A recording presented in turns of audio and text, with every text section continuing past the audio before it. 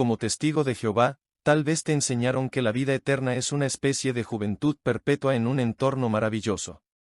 De hecho, una de las razones por las que muchos se hacen testigos, es por esta creencia. Pero esto no es algo nuevo. Ya el juez Rutherford había declarado en libros y conferencias que millones de personas que vivían en sus días, no morirían jamás. Sin embargo, el tiempo pasó, y la mayoría ya están muertos. Y aún así, la organización en sus revistas, publicaciones y discursos, ha seguido enseñando una especie de eterna juventud perpetua literal. De esa forma se sigue creando una expectativa que nunca se cumple. Pero, ¿está equivocada la Biblia, o hay aquí un error de interpretación de los testigos? Sigue viendo este video, el cual repasará material publicado en este canal, y descubrirás la verdad más allá de cualquier expectativa. Pero por favor, antes de seguir danos un me gusta o like, y cuéntanos al final qué te pareció este video. De esa forma, más personas podrán beneficiarse de estas investigaciones. Entonces comencemos.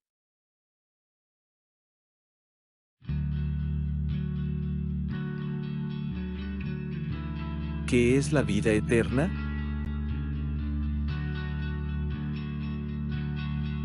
Hace varios siglos el explorador Ponce de León estaba obsesionado con encontrar la fuente de la eterna juventud.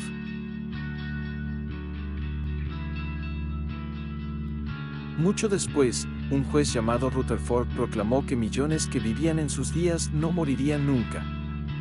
Décadas más tarde, aquella organización religiosa volvió a hacer la misma afirmación. Sin embargo, desde entonces, las personas creyentes han seguido muriendo. Actualmente el concepto de la vida eterna es entendido literalmente. Los católicos creen que la vida eterna se obtiene tras la muerte al llegar a las puertas de los cielos, y otros grupos como los Testigos de Jehová hablan de una especie de eterna juventud en la carne, aquí mismo en la tierra.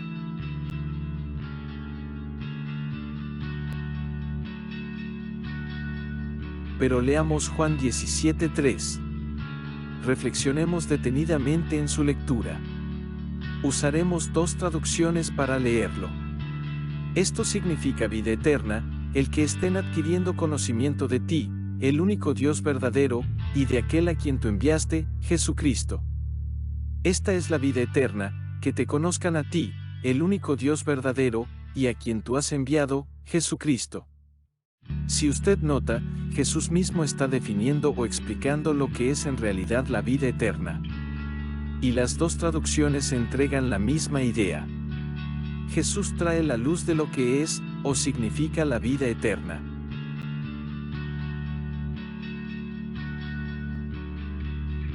Es interesante lo que dice una obra de consulta sobre Juan 17:3. La segunda frase define la naturaleza de la vida eterna. No describe un sentido cronológico sino más bien de relación. La vida es envolvimiento activo con el entorno, tanto con el físico como con otras personas. La más elevada clase de vida está relacionada con el más elevado entorno. Para la más completa realización de nuestro ser, debemos conocer a Dios. Esto, dice Jesús, constituye la vida eterna. No solo es infinita, puesto que el conocimiento de Dios requeriría una eternidad para que se desarrollara plenamente, sino que cualitativamente debe existir en una dimensión eterna.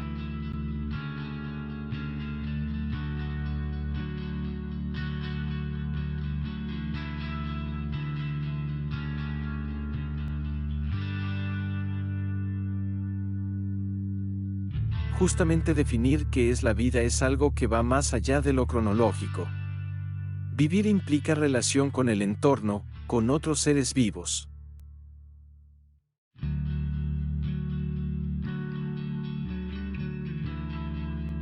Así, con esa interacción sabemos que estamos vivos.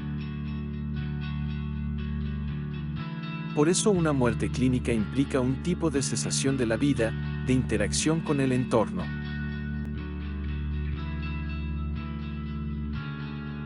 Y el tipo más elevado de vida es con la persona eterna, con nuestro Padre Celestial. Conocerlo a Él y a su Hijo, implica vivir en sentido real y pleno. Y esa vida es eterna, porque nos relacionamos con un ser eterno.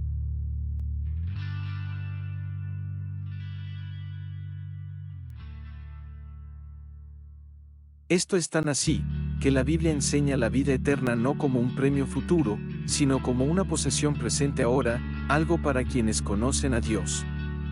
Sí, ahora mismo podemos tener vida eterna al asociarnos con Dios. Dios nos ha dado vida eterna y esta vida está en el Hijo.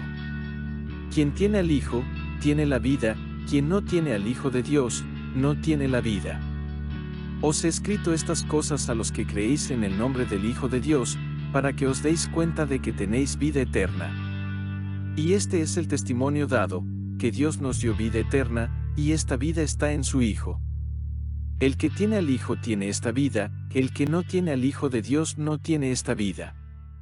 Les escribo estas cosas para que sepan que tienen vida eterna, ustedes los que ponen su fe en el nombre del Hijo de Dios.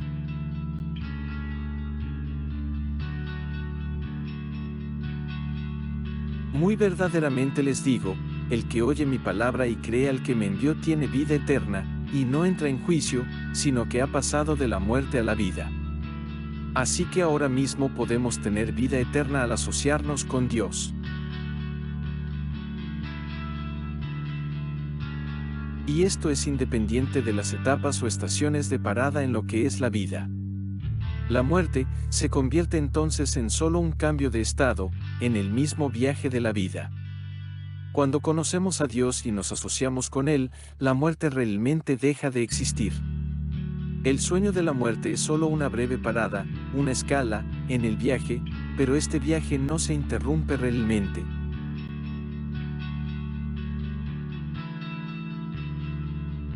Ahora analicemos Juan 11, 25 y 26. Leamos dos traducciones. Observemos la primera, la cual ha sido utilizada para enseñar una supuesta juventud eterna. Jesús le dijo, yo soy la resurrección y la vida. El que ejerce fe en mí, aunque muera, llegará a vivir, y todo el que vive y ejerce fe en mí, no morirá jamás. ¿Crees tú esto? Pero la mayoría de las traducciones vierte así. Jesús le dijo, yo soy la resurrección y la vida. El que cree en mí, aunque muera, vivirá. Y todo aquel que vive y cree en mí, no morirá para siempre. ¿Crees tú esto?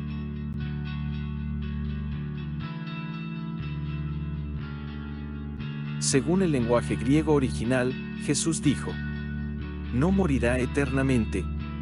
Jesús se refería a evitar la muerte eterna, sin posibilidad de resurrección. No a una vida cronológicamente eterna en la carne.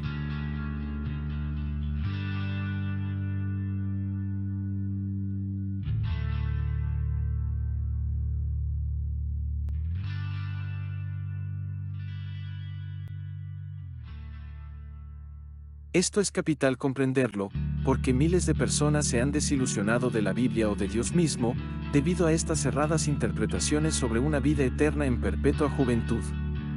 Pero el Padre Universal no tiene nada que ver con esa forma equivocada de analizar la Biblia y de generar falsas expectativas. La verdad siempre ha estado expresada con claridad en su palabra. Y el verdadero propósito de Dios se mantiene para nosotros. Solo necesitamos descubrirlo. Es algo más significativo y enriquecedor de lo que nos imaginamos o nos han inculcado.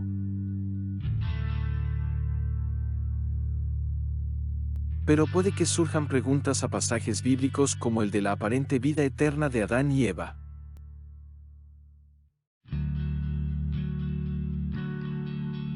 O de los salmos que hablan de que los justos vivirán para siempre sobre la tierra.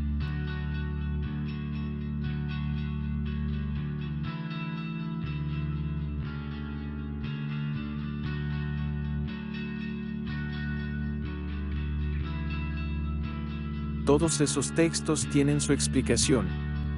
Y en futuros vídeos los analizaremos.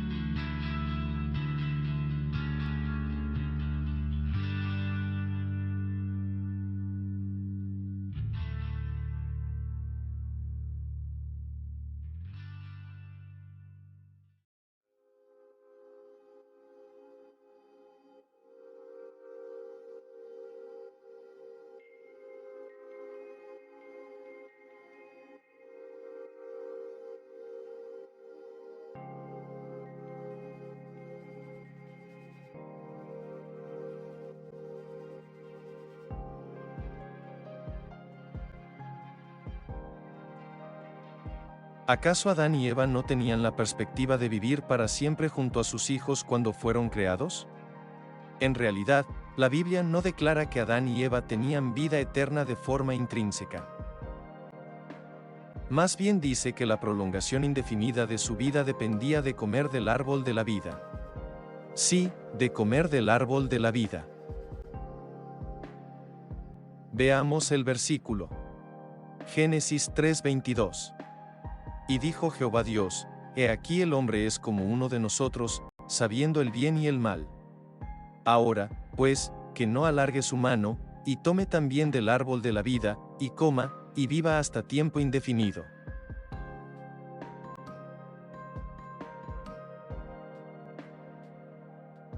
Y surge la pregunta lógica: ¿por qué necesitaba Adán comer del árbol de la vida? ¿Es que no tenía en sí mismo la vida eterna? La misma Biblia demuestra que en ningún momento se dice que Adán había sido creado con vida eterna. Por lo tanto, cuando fue privado de comer de dicho árbol por su desobediencia, tampoco perdió una supuesta vida eterna, porque en realidad no la tenía. Algunos deducen que porque en el Génesis 2:17 se habla por primera vez de la muerte, Adán forzosamente tenía vida eterna y que por lo tanto, si no pecaba nunca moriría.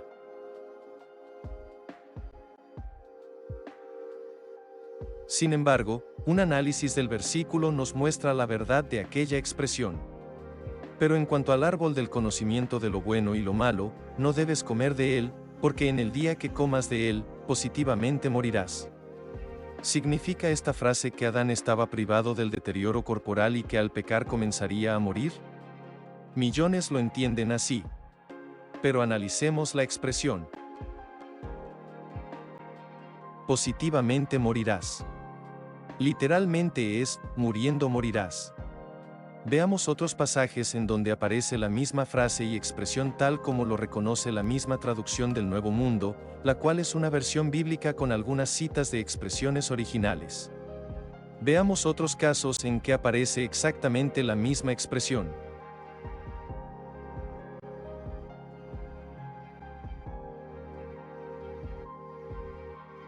Cuando yo diga a alguien inicuo, positivamente morirás, y tú realmente no le adviertas y hables para advertir al inicuo de su camino inicuo para conservarlo vivo, por ser el inicuo, en su error morirá, pero su sangre la reclamaré de tu propia mano. Y tienes que fijar límites para el pueblo en derredor, diciendo: guárdense de subir a la montaña, y no toquen el borde de ella. Cualquiera que toque la montaña será muerto, positivamente. No ha de tocarle mano alguna, porque positivamente será apedreado o positivamente será asaeteado. Sea bestia u hombre, no vivirá. Al toque del cuerno de carnero ellos mismos podrán subir hasta la montaña.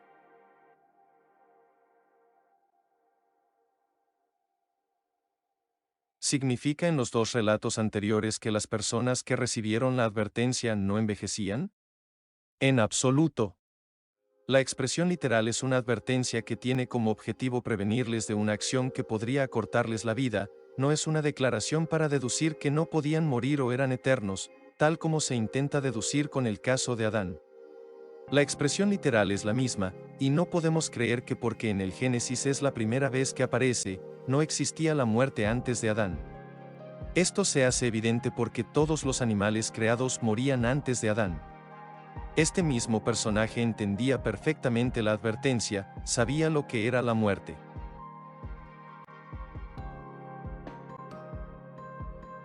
El punto es que esto demuestra que Adán no apareció en la tierra con la vida eterna de forma automática. El árbol era un elemento que lo ayudaba a vivir hasta tiempo indefinido, como admite la traducción de la Biblia llamada Traducción del Nuevo Mundo, y esto prolongaba su vida por mucho tiempo. La expresión tiempo indefinido no significa vida eterna.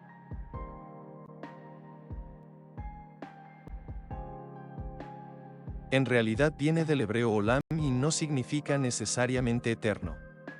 Se usa en aspectos relacionados con la ley mosaica y del sacerdocio arónico, cosas que eran de larga duración pero no eternas, como se puede ver cuando se usa una concordancia. Adán debía comer del árbol, porque lo necesitaba para prolongar su vida, puesto que no tenía vida eterna de forma intrínseca.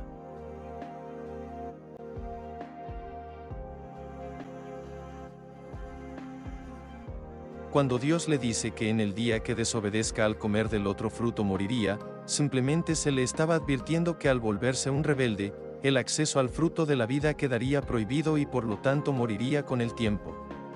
Adán necesitaba constantemente de los frutos del árbol de la vida para no envejecer o detener su envejecimiento.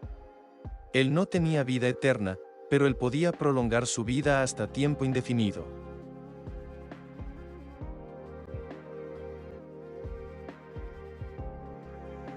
Como vemos, en ninguna parte, la Biblia promete una vida incorruptible en la carne. Más bien hemos visto cómo Jesús nos arroja luz al respecto, y también las cartas apostólicas. Sin embargo, esto digo, hermanos, que carne y sangre no pueden heredar el reino de Dios, ni tampoco la corrupción hereda la incorrupción. Notamos cómo se declara que nuestro estado de corrupción física no puede heredar la incorrupción de la carne. Un comentario del Nuevo Testamento declara sobre la vida eterna. En el Nuevo Testamento la vida eterna es el tipo de vida que es otorgado a todos los verdaderos creyentes en Cristo. La palabra, eterna, dirige la atención a la calidad de tal vida, no a su duración en un sentido temporal. Como resultado de ello, la vida eterna puede ser experimentada por los creyentes aún mientras están sujetos a las condiciones temporales de la vida terrenal. Y esto concuerda precisamente con el video anterior, donde se explica lo que es en realidad la vida eterna según las Escrituras.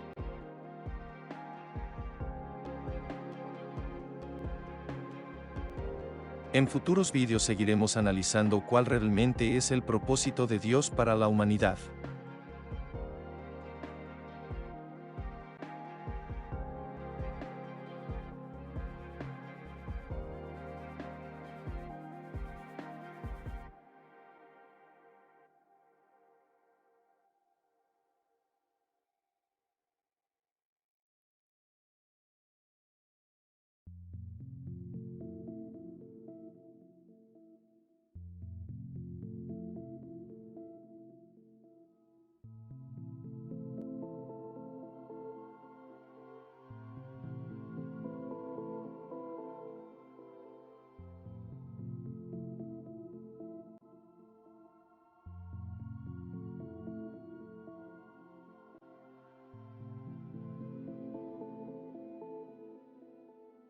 Este es otro apéndice sobre la vida eterna. Aquí veremos algunos textos mal entendidos sobre este tema. Como analizamos en uno de los primeros videos, es esencial analizar el contexto de pasajes que generalmente son explicados de cierta forma, y los cuales son usados para reforzar algunas creencias y doctrinas. Veremos aquí dos ejemplos.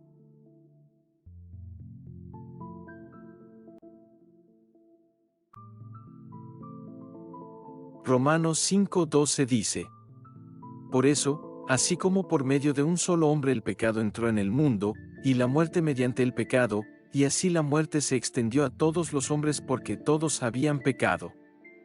Este texto es generalmente utilizado para explicar que a través de la falta de Adán la muerte se extendió genéticamente, por herencia biológica a todos los hombres. Y por lo tanto, se deduce, la muerte en los humanos se originó con Adán.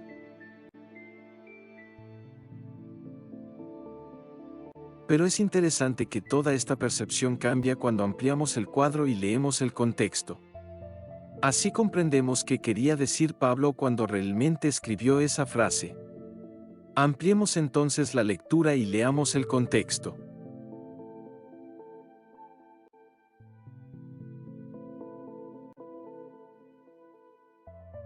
Por eso, así como por medio de un solo hombre el pecado entró en el mundo, y la muerte mediante el pecado, y así la muerte se extendió a todos los hombres porque todos habían pecado.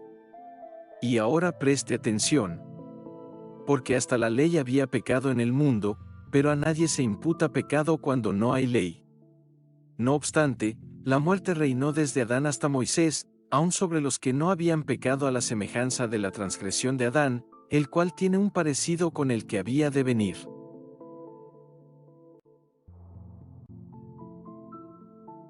Medite y reflexione en las líneas destacadas en rojo. Note que se dice que hasta la ley había pecado en el mundo, pero a nadie se imputa pecado cuando no hay ley, y que la muerte reinó desde Adán hasta Moisés. Es evidente que esto no se refiere a la muerte biológica heredada a los humanos. De lo contrario, la muerte solo habría existido hasta Moisés. ¿No es así? Eso no tiene sentido. Y note también del pecado a la semejanza de la transgresión de Adán.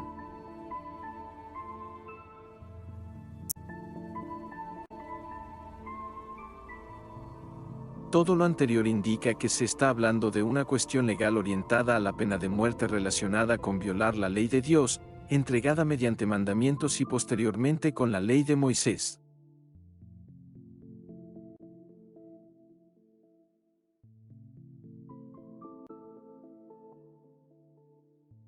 El pecado entró en el mundo porque Adán violó un mandamiento directo de Dios.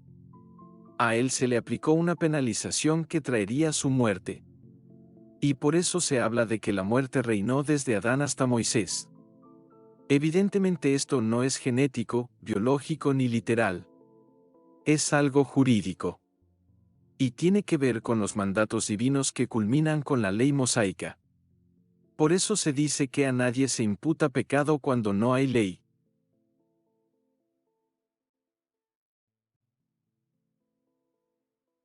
Así que concluimos que el texto de Romanos se refiere a una cuestión jurídica que traía una pena de muerte o acortamiento de la vida al violar mandatos divinos, incluyendo mandatos verbales desde los días de Adán hasta Moisés, y no a la transmisión genética o biológica de la muerte.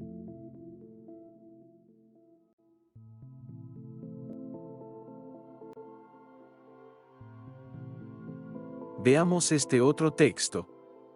Los justos heredarán la tierra y vivirán para siempre en ella. ¿Significa esto la promesa de la vida eterna a los individuos? Veamos el contexto.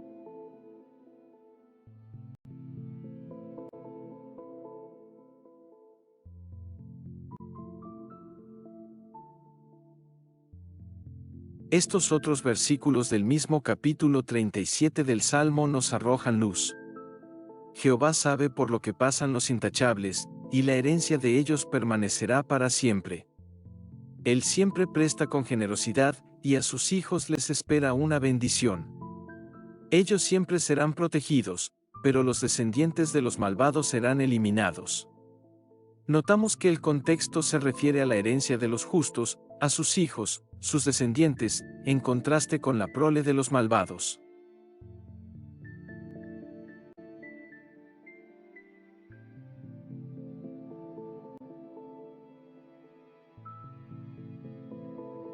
Así que evidentemente se está hablando de los justos como colectivo, con su prole e hijos. Finalmente son estos los que ciertamente heredarán la tierra, y cumplirán las promesas divinas.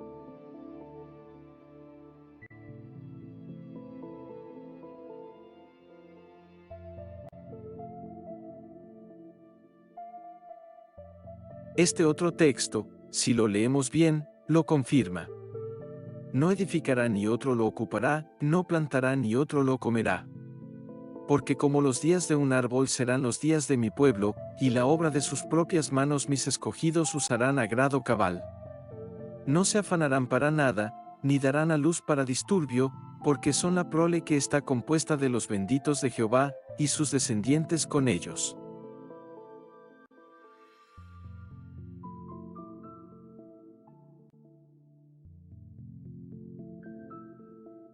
Así que aquellos que edificarán casas y mejorarán la vida del planeta son una colectividad humana que irá transformando el planeta en un lugar mejor para vivir.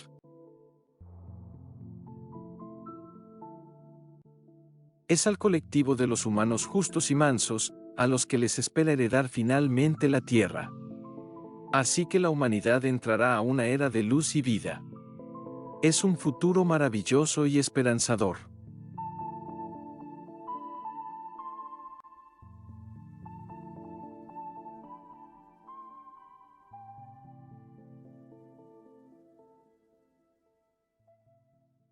Podemos resumir lo presentado. La vida eterna es una cuestión de calidad espiritual interior al conocer y asociarnos con Dios.